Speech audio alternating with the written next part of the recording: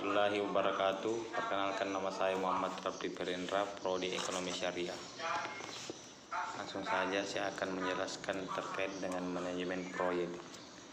Manajemen proyek adalah implementasi ilmu pengetahuan, keterampilan dan keahlian, serta teknik yang terbaik dan berkualitas yang dijalankan secara bersamaan untuk mencapai target yang sebelumnya telah direncanakan. Dengan dukungan sumber daya, sangat diharapkan bahwa semua rangkaian kegiatan ini dapat menghasilkan output yang optimal, terutama output yang berkaitan dengan kinerja, kualitas, waktu, dan keselamatan kerja. Manajemen proyek memiliki sejumlah tujuan. Adapun tujuannya yang pertama, 1. Menyelesaikan tepat waktu pada manajemen waktu. Ditentukan di minasa yang berisi kapan suatu kegiatan harus dimulai dan kapan harus selesai. Dengan adanya hal tersebut, proyek akan selalu dimonitor supaya dapat selesai dalam waktu yang telah ditentukan. 2. Menjaga anggaran, yang merupakan salah satu aspek yang dikaji dalam manajemen ini. Dengan pengkajian tersebut akan dicari jumlah anggaran seminimal mungkin, tetapi masih dapat menunjang tercapainya kriteria proyek yang telah ditentukan di awal. Yang ketiga, menjaga kualitas. Sebagaimana telah disinggung pada poin sebelumnya, kriteria proyek yang ditentukan di awal harus tercapai. Artinya, manajemen proyek juga membuat standar kualitas dari suatu proyek, sehingga ia tidak dikerjakan secara seenaknya saja. Yang keempat, melancarkan proyek. Pada akhirnya, proyek yang ideal adalah proyek yang selesai sesuai dengan perencanaan awal, baik dari segi waktu, anggaran, maupun kualitas. Adapun bagian yang ketiga adalah tingkatan manajemen proyek. Tingkatan yang pertama adalah higher management atau manajemen tinggi. Manajemen di sini berkaitan dengan seluruh kegiatan manajemen organisasi secara luas, umum, dan menyeluruh. Manajernya merupakan manajer puncak yang bertanggung jawab atas keseluruhan manajemen organisasi, penentuan kebijakan, atau polisi umum organisasi. Biasanya manajemen puncak terdiri dari para eksekutif seperti presiden, direktur, kepala cabang, dan sebagainya yang merupakan level perantara pada struktur organisasinya. Yang kedua, middle management atau manajemen menengah. Manajemen di sini ruang lingkupnya berkaitan dengan manajemen bagian yang menjadi tanggung jawabnya. Manajernya adalah manajer menengah yang merupakan manajemen departemen yang mengkoordinir atau membawahi beberapa seksi atau bagian dan merupakan level bawah atau teknis pada struktur organisasi.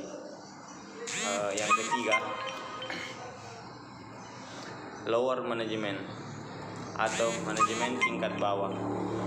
Manajemen di sini berkaitan dengan manajemen tingkat operasional atau teknis yang berhubungan langsung dengan tenaga-tenaga operasional atau teknis.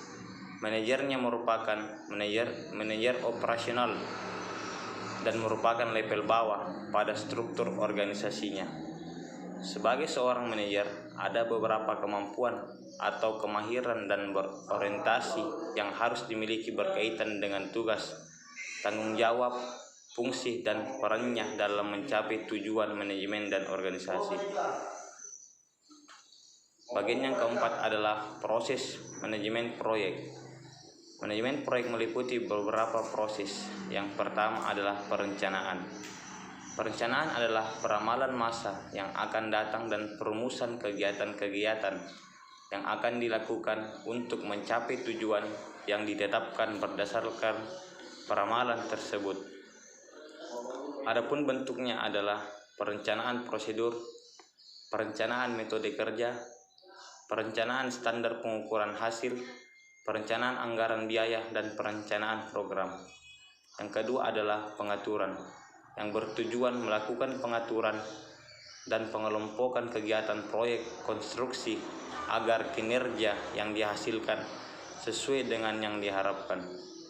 Tahap ini menjadi sangat penting karena jika terjadi ketidakterapan pengaturan dan pengelompokan kegiatan, bisa berakibat langsung terhadap tujuan proyek. Yang ketiga adalah pengendalian, yang merupakan proses penetapan apa yang telah dicapai, evaluasi kerja, dan langkah-langkah perbaikan bila diperlukan.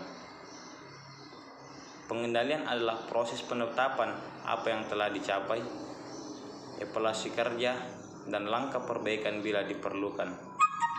Adapun bagian kelima adalah manfaat dari manajemen proyek. Yang pertama adalah memenuhi kebutuhan dari proyek dan pelanggan. Yang kedua, meniadakan reinventing the wheel dengan melakukan standarisasi dari pekerjaan proyek yang repetitif. Yang ketiga adalah mengurangi jumlah pekerjaan yang mungkin terlewati. Yang keempat adalah menghilangkan duplikasi pekerjaan. Yang lima, mengendalikan schedule, budget, dan sumber daya proyek. Dan yang keenam adalah memaksimalkan pemakaian sumber daya. Saya akan menjelaskan tentang investasi. Investasi merupakan aktivitas yang menempatkan dana dalam satu periode. Harapannya, penggunaan dana itu dapat menghasilkan sebuah keuntungan dan juga peningkatan dalam nilai investasi. Selain itu, investasi juga berhubungan dengan bentuk aktiva yang diharapkan dapat meraih keuntungan di masa yang akan datang. Analisis investasi adalah istilah luas untuk berbagai metode evaluasi investasi, sektor industri, dan tren ekonomi. Ini dapat mencakup memetakan pengembalian masa lalu untuk memprediksi kinerja masa depan, memilih jenis investasi yang paling sesuai dengan kebutuhan investor, atau mengevaluasi sekuritas individu seperti saham dan obligasi untuk menentukan risiko, potensi hasil, atau pergerakan harga. Adapun tujuan investasi, ada beberapa tujuannya. Yang pertama, 1. Membesarkan suatu usaha. Contohnya, ketika untuk membesarkan suatu usaha yang sudah berjalan, keperluannya di bidang sosial dan sebagainya. 2. Mendapat pemasukan tetap. Apabila Anda menanam modal misalnya di sebuah perusahaan, Anda otomatis memiliki hak untuk mendapatkan beberapa persen dari keuntungan perusahaan tersebut. Dengan begitu, Anda akan selalu menerima keuntungan dari modal yang Anda tanamkan pada perusahaan itu. Yang ketiga, berkurangnya saingan dengan Anda memulai berinvestasi. Anda sudah dapat mengurangi jumlah saingan atau kompetitor perusahaan lain yang memiliki bidang yang sama. Yang keempat adalah jaminan dalam berbisnis. Jika Anda menanamkan modal kepada supplier, ada jaminan bahwa bisnis Anda nantinya tak akan mengalami kekurangan bahan-bahan baku di kemudian hari dan dapat terus mempunyai pasar guna menjual produk. Dengan begitu, Anda tidak akan mengalami kerugian. Adapun jenis-jenis investasi, yang pertama adalah deposito. Investasi dalam bentuk simpanan keuangan perusahaan dengan jaminan bahwa investor akan menerima keuntungan dalam bentuk bunga dalam periode waktu yang disepakati. Investasi dalam bentuk deposito dibagi menjadi deposito berjangka dan sertifikat deposito. Yang kedua adalah saham. Investasi dalam bentuk saham adalah biasa di perusahaan besar. Saham adalah bentuk lain dari aset. Yang ketiga adalah obligasi. Obligasi umumnya dilakukan pada bisnis yang menyediakan layanan pinjaman modal. Keuntungan yang diperoleh melalui obligasi investasi lebih tinggi daripada deposito karena bunga yang dipatok juga lebih tinggi. Yang keempat adalah reksadana. Adalah tempat untuk mengumpulkan uang secara kolektif dan dana yang terkumpul akan dikelola oleh manajer.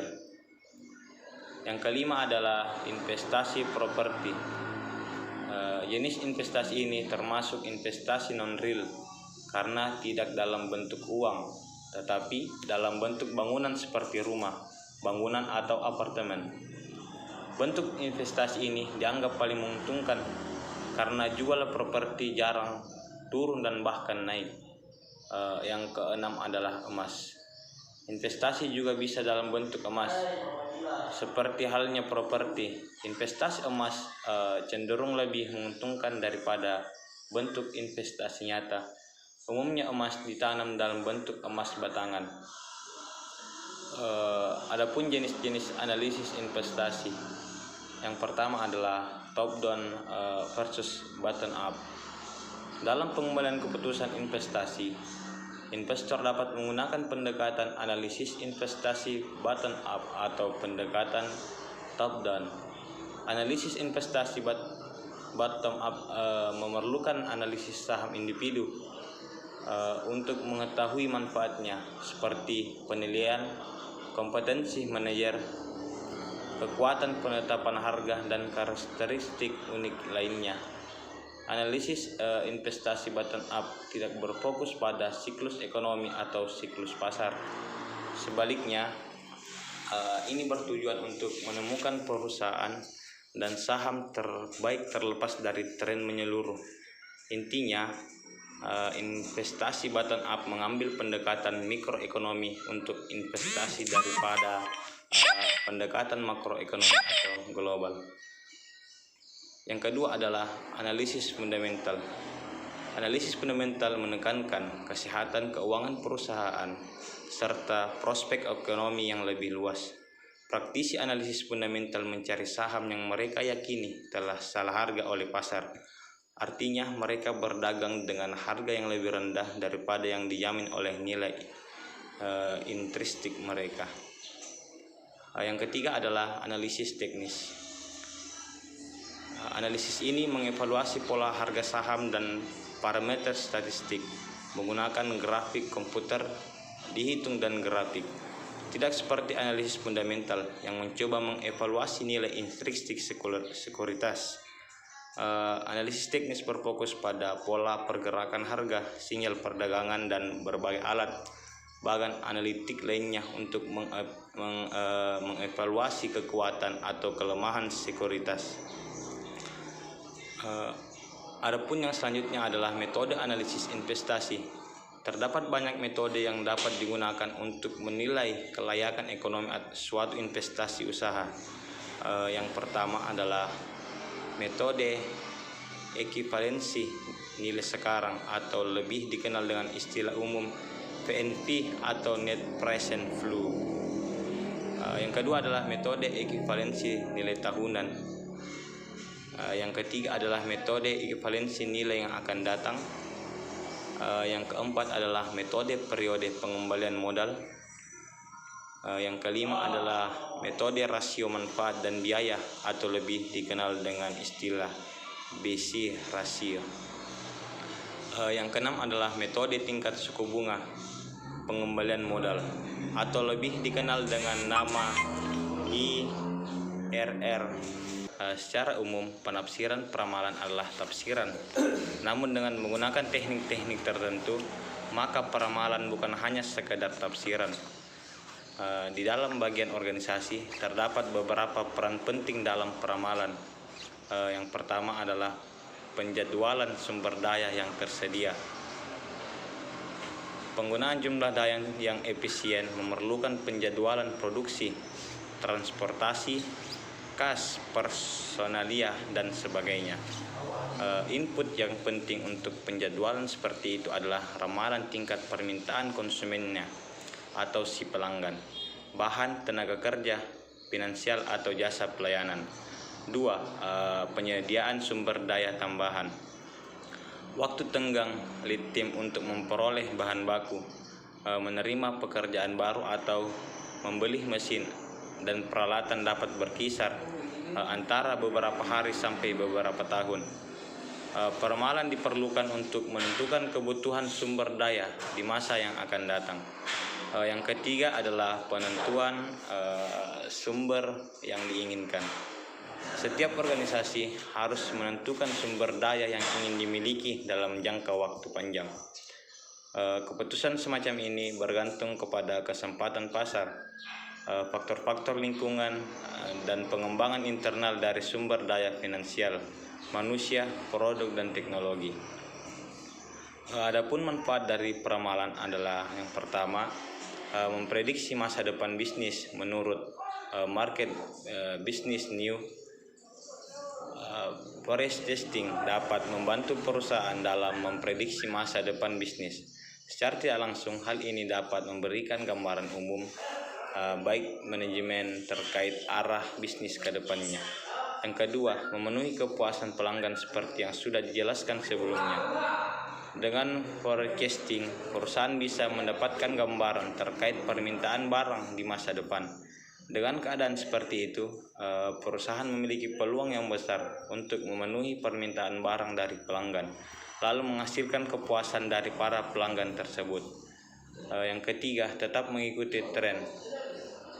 Manfaat lainnya dari forecasting adalah perusahaan dapat terus mengupdate informasi yang keberlangsungan bisnisnya. Sebab dalam memprediksi bisnis ke depan, perusahaan tentu harus terus mengikuti tren agar dapat mengantisipasi tren pasar yang berubah. Yang keempat adalah mudah saat meminjam uang. Ada kalanya perusahaan membutuhkan pinjaman uang untuk menjalankan suatu proyek bisnisnya. Nah, biasanya para peminjam uang akan memberikan pinjaman jika transparansi dari perusahaan jelas dan detail. Misalnya informasi terkait dengan bisnisnya di masa depan, penjualan, biaya produksi, dan lain-lain. Yang kelima adalah menjaga kondisi keuangan. Saat perusahaan sudah memprediksi permintaan produk di masa depan, mereka dapat mengatur biaya semaksimal mungkin. Selain itu, prediksi juga dapat digunakan untuk mengetahui apa perusahaan membutuhkan karyawan baru atau tidak. Dengan begitu, dana tidak dibuang sia-sia karena mempekerjakan karyawan baru di waktu yang tidak tepat. Baik tidaknya suatu peramalan yang disusun, di samping ditentukan oleh metode yang digunakan, juga ditentukan oleh baik tidaknya informasi maupun data yang digunakan, atau ketetapan ramalan yang dibuat. Selama data maupun informasi yang digunakan tidak dapat, maka hasil peramalan yang disusun juga akan sukar dipercaya akan ketetapannya. Oleh karena itu, ketepatan dari ramalan tersebut merupakan hal yang sangat penting. Walaupun demikian, perlu disadari bahwa suatu ramalan adalah tetap ramalan, di mana selalu ada unsur kesalahannya, sehingga yang penting diperhatikan adalah untuk memperkecil kesalahannya tersebut. Pemilihan lokasi terkait dengan masalah lokasi sangat memengaruhi risiko dan keuntungan perusahaan secara keseluruhan. Misalnya biaya pengangkutan bahan mentah yang masuk atau produk jadi yang keluar dari perusahaan dapat mencapai 1/4 dari harga jual produk. Selain itu, lokasi juga dapat memengaruhi biaya pajak, upah, biaya bahan baku, dan sewa. Terkait dengan jenis-jenis lokasi bisnis, yang pertama adalah lokasi bisnis yang ditetapkan pemerintah. Lokasi ini sudah ditetapkan dan tidak bisa seenaknya membangun bisnis di luar lokasi yang telah ditentukan. Para pemilik modal mendirikan bisnis dan mengambil lokasi yang sudah ditetapkan pemerintah, karena dalam kawasan yang ditetapkan tersebut mungkin sudah dibangun sarana listrik, komunikasi, dan tempat pembuangan limbah sehingga tidak membahayakan lingkungan. 2. Lokasi bisnis yang mengikuti sejarah. Lokasi bisnis yang dipilih biasanya memiliki nilai sejarah tertentu yang dapat memberikan pengaruh pada kegiatan bisnis. Yang ketiga adalah lokasi bisnis yang mengikuti kondisi alam. Lokasi bisnis yang tidak bisa dipilih-pilih karena sudah dipilihkan oleh alam. Yang keempat adalah lokasi bisnis yang mengikuti faktor-faktor ekonomi. Lokasi bisnis jenis ini pemilihannya dipengaruhi oleh banyak faktor ekonomi seperti faktor ketersediaan tenaga kerja, faktor kedekatan dengan pasar, ketersediaan bahan baku, atau hal-hal yang lain. Adapun bagian yang selanjutnya adalah faktor-faktor yang memengaruhi keputusan lokasi. Yang pertama adalah risiko politik yang dihadapi, peraturan yang ada, sikap pemerintah, serta insentif pemerintah. Yang kedua adalah permasalahan budaya dan ekonomi, termasuk budaya korupsi. Yang ketiga adalah lokasi pasar, karena produk yang telah dibuat harus dapat diserap oleh pasar agar keberlangsungan perusahaan dapat terjamin. Yang keempat adalah ketersediaan tenaga kerja, upah buruh, produktivitas, karena unsur tenaga kerja adalah sangat penting bagi perusahaan. Yang kelima adalah ketersediaan pasokan, komunikasi dan energi. Hal ini disebabkan oleh ketergantungan perusahaan pada hal-hal tersebut, karena tanpa bahan baku, komunikasi maupun energi, maka perusahaan tidak dapat beroperasi. Resiko yang keenam adalah resiko nilai tukar mata uang, karena mata uang dari suatu negara yang sangat fluktuatif akan berdampak sangat signifikan bagi kegiatan bisnis.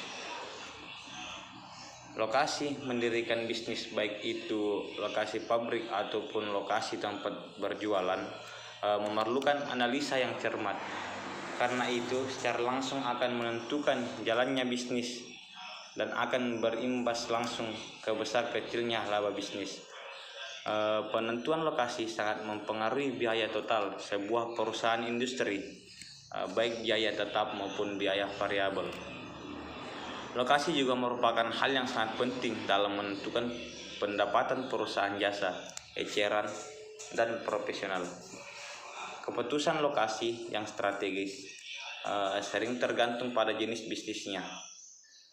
Permasalahan lokasi industri biasanya diatasi dengan metode pemeringkatan faktor, analisis titik impas lokasi, metode pusat gravitasi, dan metode transportasi dalam pemrograman linear. Untuk organisasi jasa, eceran, dan profesional, analisis biasanya dibuat dari berbagai variabel, termasuk daya beli suatu daerah, persaingan, iklan dan promosi, kualitas fisik lokasi, dan kebijakan operasional organisasi, dan strategi yang digunakan terfokus pada penetapan yang maksimal. Terkait dengan desain produk dan barang, perlu kita ketahui produk yang berupa barang adalah sesuatu yang berbentuk sehingga dapat disimpan dan dapat diperjualbelikan. Pada dasarnya, desain produk mempunyai implikasi strategik untuk keberhasilan dan kemakmuran organisasi perusahaan. Umumnya, desain produk yang dilakukan punya dampak pada kegiatan organisasi ke depan. Oleh karena itu, keputusan dari desain produk menjadi sangat penting, sehingga pimpinan organisasi harus membuatnya. Di sisi lain, terdapat produk yang tidak nyata, yaitu jasa. Termasuk dalam industri jasa adalah perbankan, keuangan, asuransi, transportasi, dan komunikasi. Produk yang ditawarkan oleh perusahaan jasa mulai dari prosedur kesehatan yang meninggalkan luka kecil setelah operasi usus buntu, pencucian dan pemotongan rambut di salon, hingga film yang bagus. Kunci dari desain produk jasa adalah mendefinisikan secara tepat barang-barang yang terikat dalam jasa. Dalam merancang jasa, manajemen harus secara seksama membaca harapan-harapan pelanggan. Adapun siklus hidup produk. Produk dilahirkan, mereka hidup kemudian mati. Kemudian produk terbagi atas 4 fase. Yang pertama adalah perkenalan, yang kedua adalah kematangan, yang ketiga adalah pertumbuhan, dan yang keempat adalah penurunan. Yang pertama adalah fase perkenalan, yaitu produk pada fase ini teknik produksi yang digunakan masih sedang disesuaikan dengan pasar. Kondisi ini memungkinkan adanya pengeluaran lain untuk penelitian, pengembangan produk, modifikasi dan perbaikan proses dan pengembangan pemasok. Yang kedua, fase pertumbuhan. Dalam fase ini, desain produk telah mulai stabil dan diperlukan peramalan kebutuhan kapasitas yang efektif. penambahan kapasitas yang sudah ada mungkin diperlukan untuk memenuhi permintaan konsumen. Yang ketiga adalah fase kematangan. Pada saat sebuah produk dewasa, pesaing mulai bermunculan. Produksi dalam jumlah besar dan inovatif sangat sesuai pada fase ini. Pengendalian biaya yang lebih baik untuk meningkatkan keuntungan. Yang keempat adalah fase terakhir, yaitu fase penurunan. Fase ini adalah produk yang hampir mati, biasanya produk yang buruk bagi investasi sumber daya dan kemampuan manajerial. Untuk itu, produk yang sudah hampir mati ini perlu dihentikan produksinya. Desain produk sangat erat kaitannya dengan strategi organisasi perusahaan. Faktor utama dalam strategi organisasi yang harus diperhatikan adalah yang pertama adalah biaya, kualitas, waktu masuk pasar, kepuasan pelanggan, dan keunggulan pesaing. Perencanaan kapasitas adalah keputusan strategi jangka panjang untuk membangun sumber daya perusahaan secara keseluruhan. Ada dua pandangan dalam memaknai kapasitas. Yang pertama, apabila dilihat dari pandangan bisnis, kapasitas merupakan jumlah output yang dapat dicapai oleh sebuah sistem selama periode waktu tertentu. Yang kedua, dilihat dari sudut industri jasa. Kapasitas dimaknai sebagai jumlah konsumen yang dapat ditangani selama beberapa waktu. Menurut salah satu filsuf, yaitu PC Craft, pengaruh-pengaruh tersebut antara lain biaya, pendapatan, modal kerja, kualitas, dan kecepatan dalam merespon kebutuhan konsumen. Yang pertama itu adalah aspek biaya. Aspek biaya dipengaruhi oleh keseimbangan antara kapasitas dan permintaan. Tingkat kapasitas yang melebihi permintaan berarti terjadi underutilization atas kapasitas atau tingkat utilitas kapasitasnya rendah. Yang kedua adalah modal kerja. Modal kerja akan dipengaruhi apabila ada keputusan operasi untuk memproduksi persediaan barang jadi. Hal ini berarti permintaan akan terpenuhi, tetapi perusahaan harus mengeluarkan biaya persediaan sampai produk tersebut terjual. Yang ketiga adalah kualitas produk atau jasa. Kualitas ini akan dipengaruhi oleh keputusan perencanaan kapasitas, terutama pada perencanaan kapasitas yang melibatkan perubahan besar di tingkat kapasitas, seperti melalui perekrutan tenaga kerja baru untuk sementara waktu. Perlu diperhatikan bahwa staf atau tenaga kerja yang baru besar kemungkinan dapat meningkatkan tingkat kesalahan dalam proses operasi. Yang keempat adalah kecepatan merespon kebutuhan konsumen. Kecepatan merespon kebutuhan konsumen juga terkena dampaknya, seperti melaksanakan kebijakan persediaan akan menghasilkan kepuasan bagi konsumen, karena konsumen dapat cepat menikmati produk yang berasal dari persediaan tanpa harus menunggu produksi barang tersebut. Terkait dengan strategi perencanaan kapasitas yang dikemukakan oleh Taylor pada tahun 2000, membedakan strategi perencanaan kapasitas dalam tipe-tipe. Yang pertama adalah capacity lead strategi, suatu strategi pengembangan kapasitas yang bersifat agresif dan dimaksudkan untuk mengantisipasi pertumbuhan permintaan pada masa yang akan datang. Yang kedua adalah capacity lag strategi, suatu strategi pengembangan kapasitas yang bersifat konservatif. Peningkatan kapasitas dilakukan setelah terjadi peningkatan pasar. Strategi ini bermaksud untuk memaksimumkan maslahat ekonomi investasi, namun dapat berakibat jelek terhadap pelayanan kepada pelanggan. Yang keempat adalah average capacity strategi. Strategi kapasitas rata-rata adalah suatu strategi pengembangan kapasitas yang diselaraskan dengan rata-rata peningkatan estimasi permintaan. Pada hakikatnya, kapasitas dapat memengaruhi sebagian besar biaya tetap. Kapasitas juga berfungsi untuk menentukan bahwa permintaan dapat dipenuhi atau tidak.